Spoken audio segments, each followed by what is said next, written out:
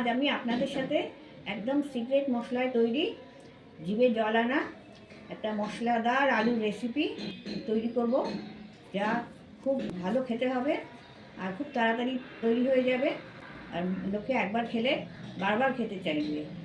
চলুন আমরা দেখে নিই সেই মশলাদার রেসিপিটা তৈরি করতে কী কী মশলা লাগবে।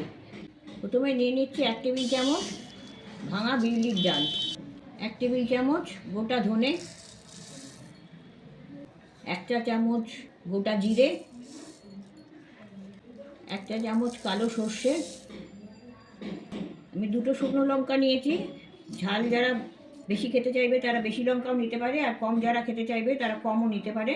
আর 1 মুঠো কারি পাতা এর সাথে দিয়ে দিচ্ছি। এগুলো শুকনো খোলায় দিয়ে ভালোভাবে ভেজে নেবো, যাতে এটা খুব মুচমুচে হয়। এমনভাবে ভাজবো যাতে কারি পাতাগুলো হাতে নিলেই গুঁড়িয়ে যায়। এবার এগুলো একটা মিক্সিতে ঢেলে গুঁড়িয়ে নিচ্ছি। খুব বেশি ফাইন হবে না, একটু দানার উপর থাকবে। আমি 500 গ্রাম আলু সেদ্ধ করে নিয়েছি। সেদ্ধ করে নিয়ে নিজের পছন্দ মতন সাইজ অনুযায়ী কেটে নিচ্ছি।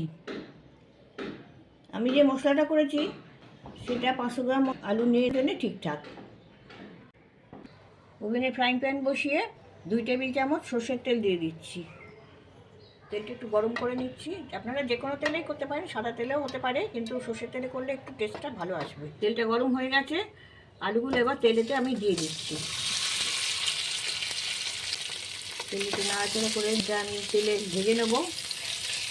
যতক্ষণ না এর গায়ে একটা ক্রিস্পি লেয়ার আসছে ততক্ষণ এটা তেলে নাড়াচাড়া করে ভেজে নিতে হবে।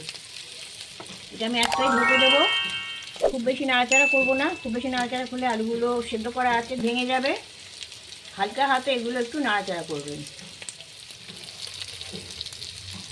এই আলুটার গায়ে একটা লেয়ার এসে গেছে, এরপরে আর ভাজবো না।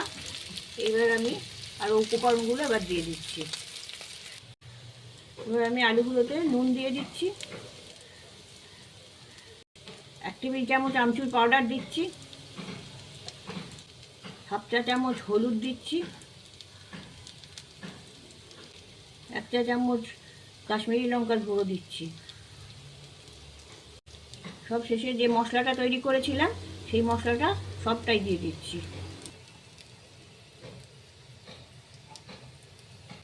এবার এগুলো আমি মিক্স করে দিচ্ছি।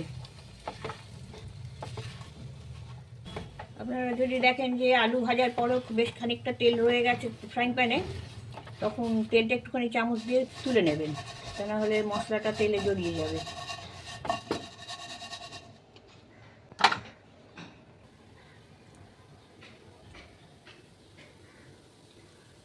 হয়ে গেছে আমাদের মশলাদার আলু।